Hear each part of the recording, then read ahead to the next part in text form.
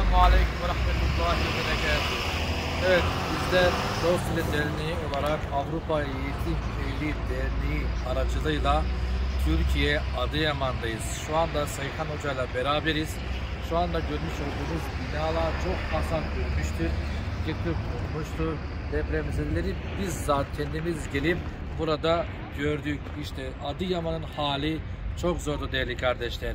Şu anda karşı tarafa bakıyorsunuz, hala çalışmalar vardır. Hala yıkılan binalar vardır.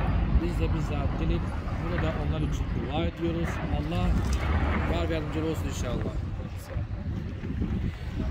Ve de bize yardım eden Strumluca'daki olan köylerimiz Bansko, Örnükü, Yolovica, Peperova, Yeni Mahalle, Dobraşin, bu köylere de Allah sizden razı olsun.